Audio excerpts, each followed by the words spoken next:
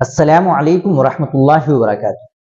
ناظرین کرام، اتر پردیش کے ضلع شاملی میں ایک دل دہلا دینے والا واقعہ پیش آیا، جہاں ایک 30 سالہ خاتون نے مبینہ طور پر سوتے ہوئے اپنے شوہر کا گلا کاٹ دیا۔ یہ واقعہ اتوار کی صبح سلک وہار علاقے میں پیش آیا۔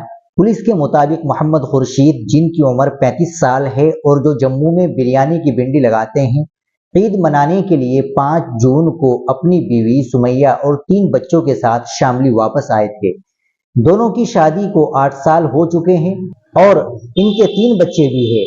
ابتدائی 5 سال ان کی ازدواجی زندگی ٹھیک چلی، لیکن گزشتہ 3 سال سے دونوں کے درمیان مسلسل جھگڑے ہو رہے تھے۔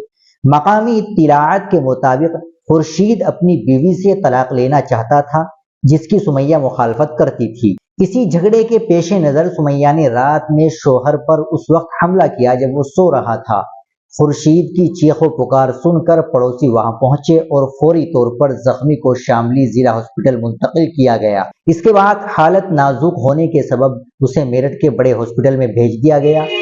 واقعے کی اطلاع ملنے پر پولیس موقع پر پہنچی اور خاتون سمیہ کو حراست میں لے کر پوچھ تاچھ شروع کر دی گئی اور اس کے قبضے سے حملے میں استعمال ہونے والے چاقو بھی برآمد کر لیا گیا۔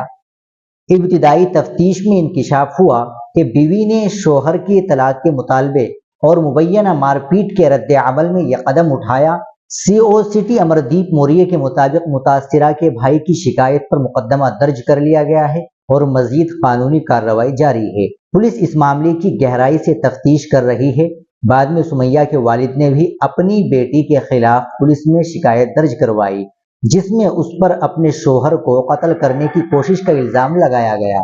ناظرین کرام، آپ اس واقعے کے تعلق سے کیا کہیں گے؟ کمنٹ باکس میں ضرور بتائیں۔ ویڈیو کو لائک اور شیئر ضرور کریں، چینل کو بھی سبسکرائب کر لیں۔ السلام علیکم ورحمۃ اللہ وبرکاتہ۔